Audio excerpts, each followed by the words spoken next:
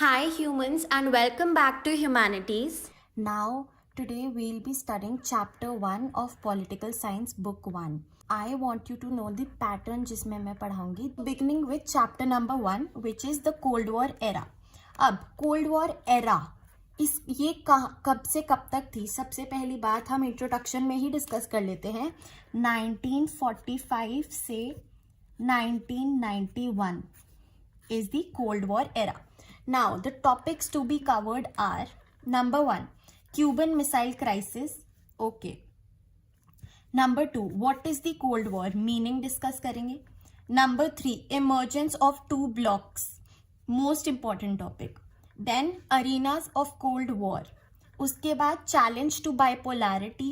मतलब bipolarity का क्या होता है and everything. Then comes the new international economic order, page number 11. ये हटा दिया गया है. This topic has been removed by CBSE. We will not be covering this topic. Then next topic comes the last topic, India and the Cold War. तो ये है हमारा syllabus इस चैप्टर का. Let's begin with this chapter. Topic number 1 is the Cuban Missile Crisis. तो अब हम नाम से ही समझ गए हैं कि हम क्यूबा करके एक कंट्री है उसके बारे में पढ़ने जा रहे हैं. तो सबसे पहली बात, क्यूबा कहाँ है, क्यूबा क्या है? सो क्यूबा इज अ कंट्री, ठीक है, आइलैंड कंट्री है. वो चारों तरफ पानी से घिरी हुई है, क्यूबा है, और इधर पानी पानी पानी है. अब ये कंट्री किसके पास है? यूएसए के पास. ये यूएस है और ये क्यूबा है. तो क्यूबा यूएस के बहुत करीब है, ठीक है. सो क्यूबन मिसाइल क्राइसिस, इस नाम से पता चलता है क्यूबा में कोई मिसाइल रखी गई थी और क्राइसिस यानी उस पर लड़ाई हुई. Now let's begin with the timeline. पूरा हम बहुत आसानी से इजी वे में पढ़ेंगे. नंबर 1, अप्रैल 1961 की बात है. इट ऑल स्टार्टेड विथ अप्रैल 1961 जब यूएसएसआर के लीडर्स बहुत चिंतित, बहुत वरीड थे कि यूएस क्यूबा को इन्वेड कर देगा. किस लिए वरीड थे? कि यूएस विल इन्वेड क्यूबा, ठीक है. So USSR was worried that US will invade Cuba, ठीक है. And that the president of Cuba कौन था उस time? The president Fidel Castro, ठीक है, उसको ओवरथ्रो कर देगा, यानी कि यूएस इन्वेड करके उस प्रेसिडेंट को हटा देगा वहां से. Okay. So number 1, USSR was worried that US would invade Cuba and overthrow president Fidel Castro, ठीक है. ओके. नाउ वाई ऐसा क्यों लगा यूएसएसआर को? ऐसा इसलिए लगा क्योंकि क्यूबा दोस्त था यूएसएसआर का, और जो कोल्ड वॉर चल रही थी वो यूएस और यूएसएसआर के बीच चल रही थी, और क्यूबा यूएस के पास वाली कंट्री है. तो सबसे पहले तो यूएस क्यूबा को ही कैप्चर करेगा क्योंकि वो तो अलाय है, वो तो दोस्त है यूएसएसआर का. तो इसीलिए यूएसएसआर को ऐसा लगा. ऐसा क्यों? क्योंकि यूएसएसआर वो कंट्री थी जो क्यूबा को बोथ डिप्लोमेटिक और फाइनेंशियल एड देती थी. एड यानी हेल्प, ठीक है. Cuba ally of USSR because USSR gave diplomatic plus financial help to Cuba. Okay. और उस वक्त यूएसएसआर का प्रेसिडेंट कौन था? Nikita Khrushchev, okay, the leader of Soviet Union. तो what did they do about it? They कौन है यहाँ पे? ये दे है यूएसएसआर. यूएसएसआर ने क्या किया इस बारे में? USSR decided to convert Cuba into a Russian base में बदलना चाहा उसे. Convert Cuba into a Russian base. अब इसका मतलब क्या है? इसका मतलब ये है कि 1962 में उन्होंने न्यूक्लियर मिसाइल्स रख दी क्यूबा में. मिसाइल्स प्लेस कर दी क्यूबा में, ठीक है। यूएसएसआर ने क्यूबा में मिसाइल्स प्लेस कर दी, उसे एक रशिया यानी यूएसएसआर का बेस बना दिया, बेस यानी कैंप जिधर से अटैक हो सके। ओके, फिर इसका रिजल्ट क्या था, क्या हुआ जब ऐसा हुआ? एकदम से क्या हुआ कि यूएसए थ्रेट के अंदर आ गया, बहुत ही डेंजरस थ्रेट के अंदर, क्योंकि अगर वहां से वो मिसाइल चल जाती ना तो पूरा का पूरा यूएस बर्बाद था, वहां सब मर जाते। तो रिजल्ट क्या था इसका? USA was under imminent danger threat. Okay, इसके बाद when did US know, USA को कब पता चला कि ऐसा कुछ रखा गया है हमारे पास? 3 हफ्ते बाद, after 3 weeks US got to know that missiles को प्लेस किया गया है। तब यूएस का प्रेसिडेंट कौन था? जॉन एफ कैनेडी, ठीक है, जॉन एफ कैनेडी। ओके, उसके बाद जब यूएस को पता चल गया तो यूएस ने क्या किया? What did US do about it? US ने कोई वॉर नहीं करी, ठीक है, कोई वॉर नहीं करी, अपनी तरफ से कोई मिसाइल्स प्लेस नहीं करी, ठीक है। इस टाइम इस वजह से एक कोल्ड वॉर का कॉन्सेप्ट आया। अगर यूएसए यहाँ पे वॉर कर देता तो वो वॉर कोल्ड वॉर नहीं होती, वो प्रॉपर वॉर होती, बट उसने वॉर नहीं करी, इसीलिए कोल्ड वॉर का कॉन्सेप्ट उभर के आया। तो इंस्टेड वॉर के बिना क्या किया फिर यूएस ने अपनी ये शिप्स मैंने बनाई हुई है पानी में तैरती हुई, इन्हें यूएसएसआर की तरफ भेजा, उन्हें ऑब्स्ट्रक्ट करने को, उन्हें रोकने को और मिसाइल्स प्लेस करने के लिए। तो यूएसए की ये शिप्स यूएसएसआर की तरफ जा रही हैं उन्हें ऑब्स्ट्रक्ट करने, तो ये किया यूएस ने। अब इस पूरे सीन का रिजल्ट हम पे क्या पड़ा, पूरे वर्ल्ड पे क्या असर पड़ा, हमारे लिए क्यों है ये important? The whole world became nervous, पूरा वर्ल्ड नर्वस हो गया, घबरा गया, क्योंकि ये एक ऐसा पॉइंट था कि यहाँ पे एक थर्ड वर्ल्ड वॉर टल गई, होने को यूएस हमला कर सकता था और एक प्रॉपर वर्ल्ड वॉर हो सकती थी, बट ऐसा नहीं हुआ, इसीलिए पूरा वर्ल्ड नर्वस था। बट फिर रिलीफ हो गया कि चलो ऐसा कुछ नहीं हुआ। इस पूरे सिनेरियो को क्यूबन मिसाइल क्राइसिस बोलते हैं। Our second topic is what is cold war. तो बेसिकली ये कोल्ड वॉर था क्या? तो अब पहले समझते हैं कोल्ड वॉर। कोल्ड वॉर में वॉर आ रहा है। वॉर का मतलब क्या है? वॉर का मतलब होता है जब दो पावर्स, स्टेट्स, कंट्रीज जो भी लड़ाई करते हैं, लड़ाई मतलब आर्म्स और वेपन्स, ठीक है, जैसे कि बॉम्ब्स, ठीक है, बॉम्ब्स का यूज हो रहा है, न्यूक्लियर वेपन्स का यूज हो रहा है, ठीक है, और आर्म्स एंड अम्यूनेशंस इन जनरल, इन सब का प्रयोग जब होता है तब वॉर कही जाती है। जब फिजिकल फाइट होती है between two powers, it is known as a war, ठीक है। बट कोल्ड वॉर का क्या मतलब है? तो कोल्ड वॉर का मतलब है the competition, tensions, confrontations, no war, यानी कि फिजिकल वॉर नहीं हो रही between US and USSR. Okay, so competition का मतलब सबको पता है, एक से बढ़ के एक, दोनों होना चाहते हैं। टेंशंस यानी कि कॉन्फ्लिक्ट्स आपस में बन नहीं रही है। कन्फ्रंटेशन जैसे हमने अभी पढ़ा क्यूबन मिसाइल क्राइसिस में, आपसी दोनों कंट्रीज का कन्फ्रंटेशन हुआ, आमने सामने हो गए, बट फिर भी उन्होंने कोई वॉर नहीं करी, फिजिकल इन्वॉल्वमेंट नहीं हुई between US and USSR. This is the meaning of cold war. Okay, अब सिर्फ यही नहीं है कोल्ड वॉर का मतलब। कोल्ड वॉर का मतलब है एक आइडियोलॉजिकल कॉन्फ्लिक्ट। आइडियोलॉजिकल का मतलब क्या होता है? The ideas.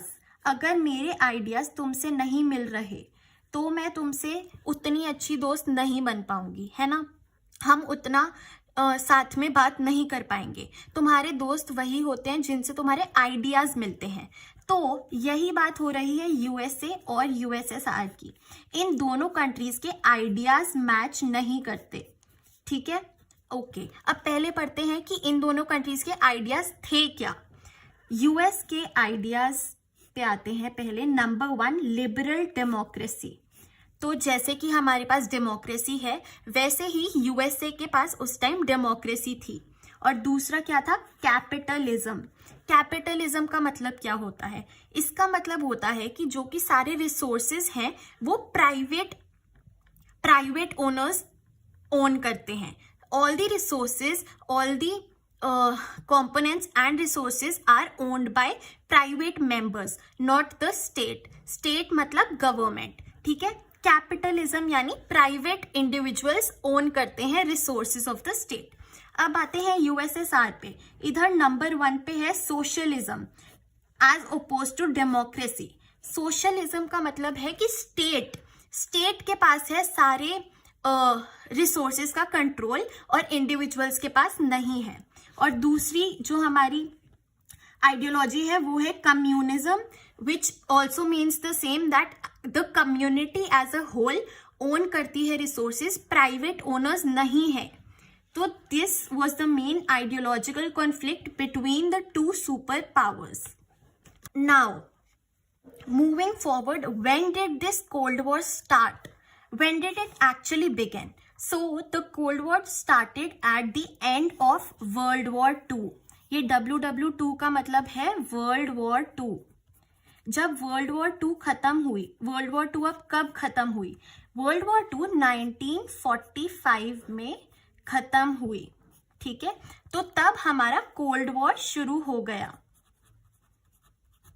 ओके, तो वर्ल्ड वॉर 2 खत्म हुई, बट कैसे खत्म हुई? तो वर्ल्ड वॉर 2 का खात्मा हुआ जब यूएसए ने बॉम्ब्स फेंके। व्हेन यूएसए बॉम्बार्डेड जापान में हिरोशिमा एंड नागासाकी, ठीक है। जब उधर बॉम्ब ब्लास्ट हुआ था यूएस की तरफ से, तब वर्ल्ड वॉर 2 का एंड आ गया था।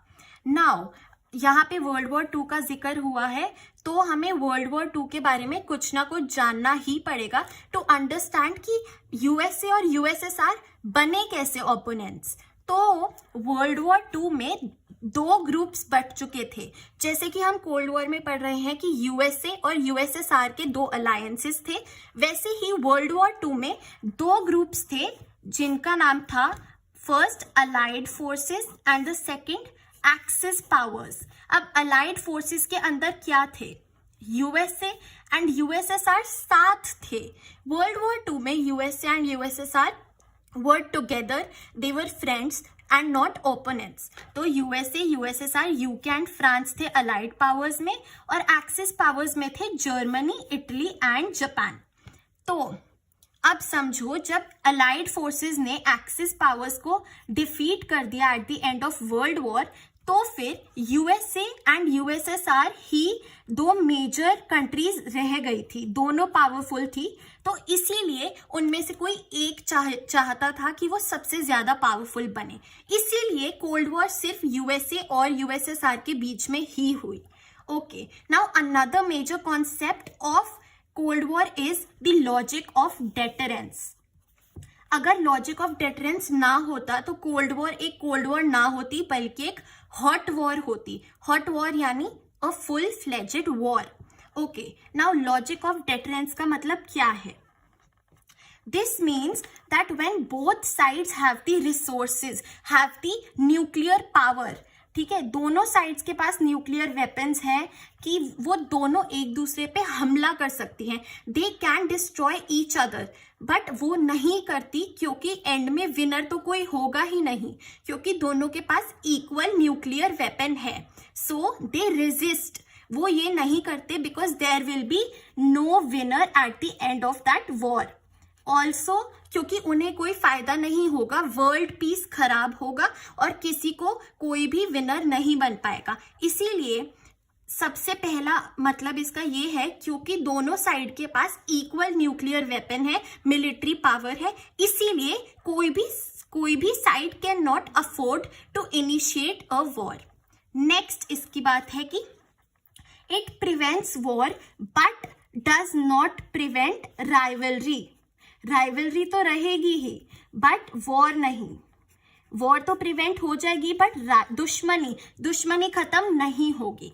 ओके इसके बाद लॉजिक ऑफ डेटरेंस में ये भी बताया गया है कि बिहेव दोनों साइड्स को रैशनली और रिस्पॉन्सिबली बिहेव करना है, क्योंकि पूरे वर्ल्ड पे बात आती है जब एक सुपर पावर की बात हो रही है। उन दोनों की लड़ाई सिर्फ उन दोनों की नहीं रहेगी बल्कि पूरे के पूरे वर्ल्ड को इफेक्ट करेगी। Now our third topic is the emergence of two power blocks. This is really important. हमें समझना है कि कैसे क्या हुआ। तो हमें पता है कि यूएसए वेस्ट की साइड है और यूएसएसआर ईस्ट की तरफ है ग्लोब पे, है ना। ओके नाउ ये दोनों पावर ब्लॉक्स तो थे बट इनका मेन मोटिव क्या था? टू एक्सपैंड देयर टेरिटरी, कि इनके अंदर ज्यादा से ज्यादा स्टेट्स आए। जो स्टेट्स का मतलब है बाकी कंट्रीज, ज्यादा से ज्यादा जो बाकी कंट्रीज ऑफ द वर्ल्ड है वो इनके अंडर आए, वो इनके सपोर्ट में हो, to expand their ideology. Okay अब देखो यूएसए और यूएसएसआर के बीच में आता है यूरोप, है ना। अब यूएसएसआर है ईस्ट की तरफ और यूएसए है वेस्ट की तरफ। तो यूरोप बट चुका था दो हिस्सों में। वेस्टर्न यूरोप मोस्टली यूएसए की तरफ था, यूएसए की सपोर्ट में था, और eastern Europe was under USSR Soviet unions control. तो यूरोप दो हाफ्स में डिवाइड हो चुका था, इसीलिए इसको बोलते थे वेस्टर्न अलायंस जो कि यूएस के अंडर था, और इसे ईस्टर्न अलायंस जो कि यूएसएसआर के अंडर था। अब द वेस्टर्न अलायंस में इन्होंने एक ऑर्गेनाइजेशन बनाई जिसका है name NATO, North Atlantic Treaty Organisation, जो अप्रैल 1949 में बनाई गई। इसका मतलब क्या था? ये क्यों बनाई गई थी? इसका मतलब था ये एक 12 मेंबर्स का एसोसिएशन है। अगर इनमें से किसी एक पे भी वायलेंस हुआ, हमला हुआ, तो वो मानेंगे कि उन 12 पे ही हुआ है। It was like a unity group. And दूसरी तरफ ईस्टर्न अलायंस में वॉर्सो पैक्ट बनाया गया 1955 में, जिसका मेन मोटिव क्या था? टू काउंटर नेटो जो कर रहा है उसको रोके, ठीक है, नेटो के ऑपोजिट काम करना। उसके बाद मेन स्ट्रैटेजी क्या थी दोनों कंट्रीज की? यूएसएसआर बाकी कंट्रीज को अपनी मिलिट्री पावर से कैप्चर करता था। ईस्टर्न यूरोप जो है जो ईस्टर्न यूरोप है उसको यूएसएसआर ने अपनी मिलिट्री पावर से काफी कैप्चर किया, उन पे वॉर करके, हमला करके उनको कैप्चर किया, ईस्टर्न यूरोप की कंट्रीज को।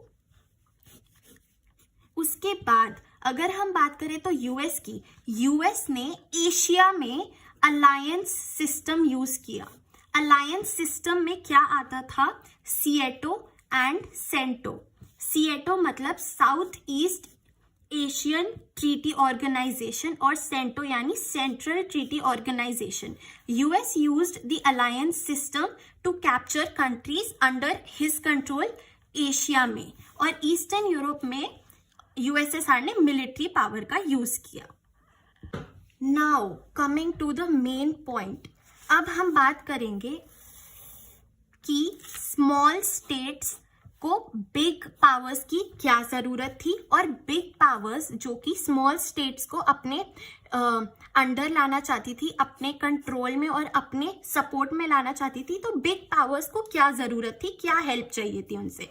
तो starting with the small states यानी स्मॉल कंट्रीज जो उन यूएसए या यूएसएसआर के अंडर आई, उन्होंने क्या यूज किया इसका? They used this for their own purposes, जैसे कि उन्हें प्रोटेक्शन मिलता था, ठीक है, उन्हें बचाव मिलता था, सेफ्टी मिलती थी, वेपन्स प्रोवाइड करता था यूएसए या जो भी यूएसएसआर, ठीक है, इकोनॉमिक हेल्प, इकोनॉमिकली पैसे देती थी वो बड़ी कंट्री, ठीक है, लोकल राइवल्स जो ये जैसे स्मॉल स्टेट है, इसकी दूसरी स्मॉल स्टेट से दुश्मनी है, वॉर चल रही है, तो लोकल राइवल्स से इकोनॉमिक हेल्प, मिलिट्री हेल्प देता था बड़ी कंट्रीज। ओके, तो ये सारे बेनिफिट्स थे स्मॉल स्टेट्स को from the big super powers. अब बिग सुपर पावर्स को क्या फायदे थे स्मॉल स्टेट्स के, जबकि वो तो सुपीरियर है, उनके पास तो सब कुछ है।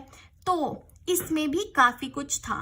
दे wanted access to vital resources जैसे कि ऑयल, मिनरल्स, जो भी उन स्मॉल कंट्रीज में थे उनका एक्सेस मिला बड़ी स्टेट्स को। टेरिटरी मिली उन स्मॉल कंट्रीज की का लैंड मिला जिधर से वो अपने ट्रूप्स लॉन्च कर सकते थे, उधर से हमला कर सकते थे। स्पाई करने के लिए लोकेशंस मिली उन सारी कंट्रीज की, और इकोनॉमिक सपोर्ट मिला क्योंकि वो सारी कंट्रीज में वो अपनी मिलिट्री भेजते थे, तो वो एक्सपेंसेस वो कंट्रीज ही देती थी।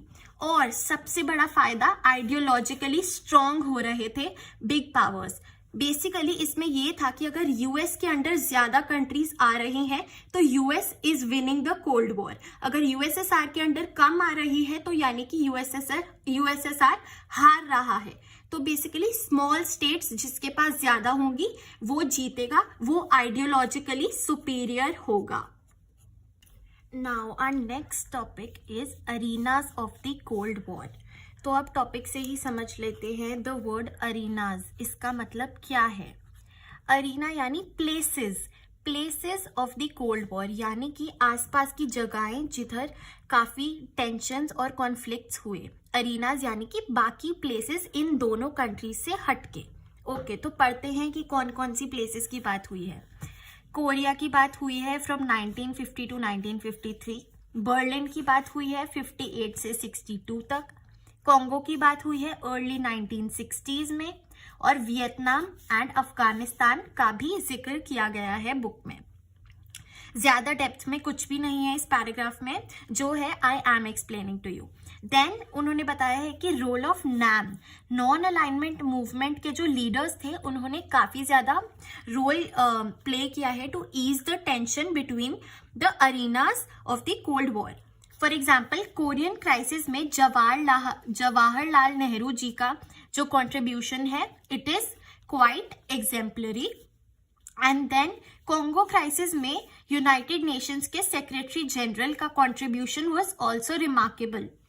आगे बताया गया है दैट म्यूचुअल सस्पिशन दोनों कंट्रीज का आपस पे ट्रस्ट ना होना, lack of trust, suspicious feeling, शक करना कि शायद ये अभी वॉर कर दे, ये हम पे न्यूक्लियर वेपन्स रिलीज कर दे।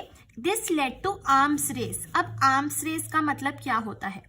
आर्म्स रेस मीन्स कि दोनों कंट्रीज अपने आर्म्स, अपने न्यूक्लियर स्ट्रेंथ को बढ़ाने लगी, दोनों काफी ज्यादा वेपन्स बनाने लगी ताकि कोई भी कमजोर ना पड़े, दोनों इक्वली स्ट्रांग रहे कि इनकेस वॉर हो तो उनके पास ज्यादा वेपन्स हो। So this led to an arms race.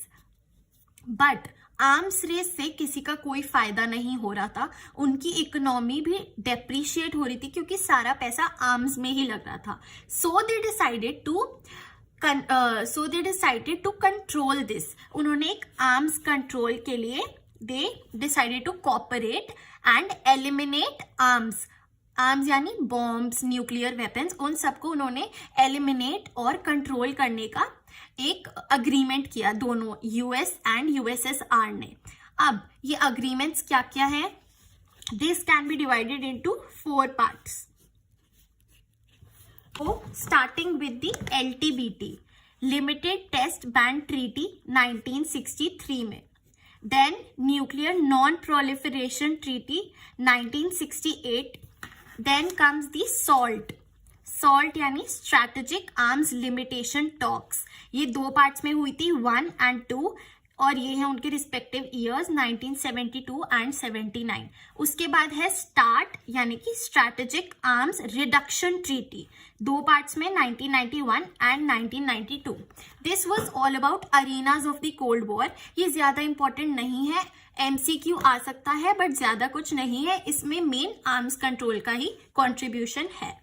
Now, the next and the most important crux of this chapter is challenge to bipolarity वाला topic. Now, this topic, इसका मतलब समझते हैं पहले। challenge to bipolarity. Bipolarity का मतलब क्या होता है?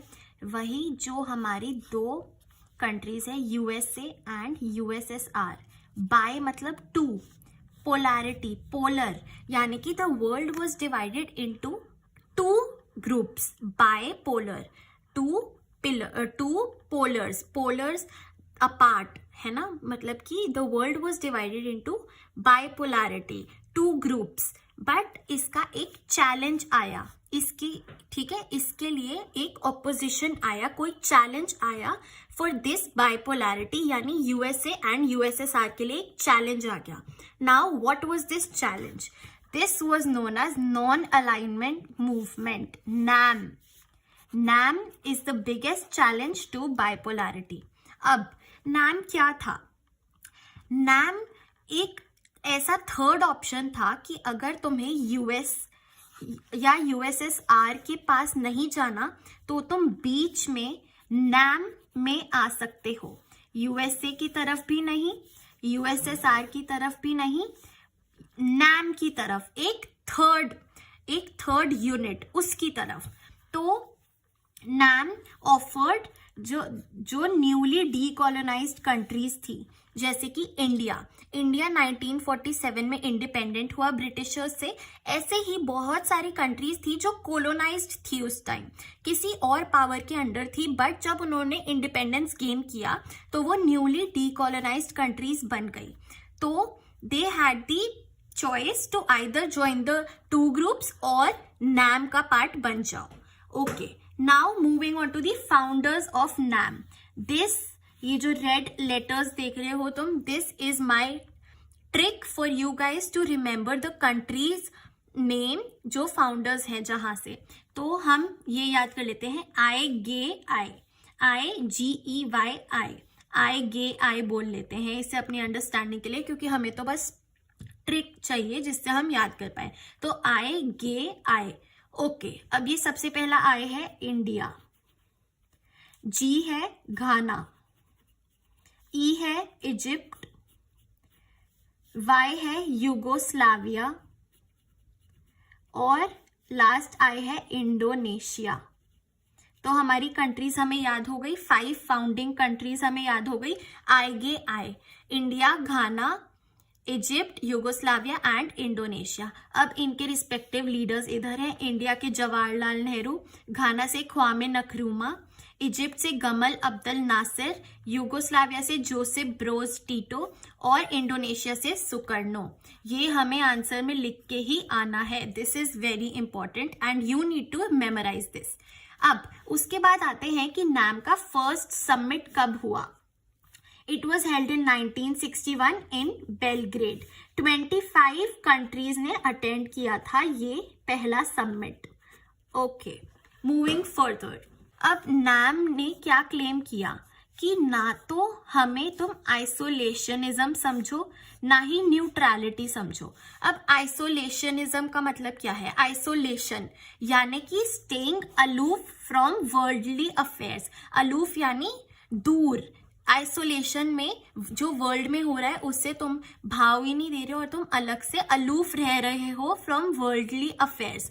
तो NAM ने कहा वी आर नॉट सपोर्टिंग आइसोलेशनिज्म, ठीक है। उन्होंने बोला कि आइसोलेशनिज्म तो वो होता है जो यूएस की फॉरेन पॉलिसी थी उसकी इंडिपेंडेंस से वर्ल्ड वॉर 1 तक लेके, ठीक है, दैट इज नोन एज आइसोलेशनिज्म। हम जो कर रहे हैं दैट इज नॉट आइसोलेशनिज्म, उल्टा हम तो मीडिएटर्स हैं, हम तो उल्टा घुस रहे हैं दो कंट्रीज के झगड़े के बीच में उनको शांत कराने के लिए। ओके, दूसरी तरफ NAM ने बोला कि हम न्यूट्रलिटी भी नहीं प्रीच कर रहे हैं, हम न्यूट्रल भी नहीं है। न्यूट्रल यानी स्टेइंग आउट ऑफ वॉर, दोनों की तरफ, न्यूट्रल का मतलब होता है दोनों की तरफ होना and staying out of war. But NAM ने कहा no, we are not neutral, उल्टा हम तो वॉर को हेल्प कर रहे हैं एंड करने में, we are helping that the war ends as soon as possible. Now, the last and another interesting topic is India and Cold War. क्योंकि we are Indians, we obviously have to study in depth कि India का क्या scenario था Cold War के दौरान. What was India's stand during the Cold War? Okay. So now, firstly talking about the response of India. तो India ने दो तरीके से रिस्पॉन्स किया. Number 1 is by staying away from the two alliances.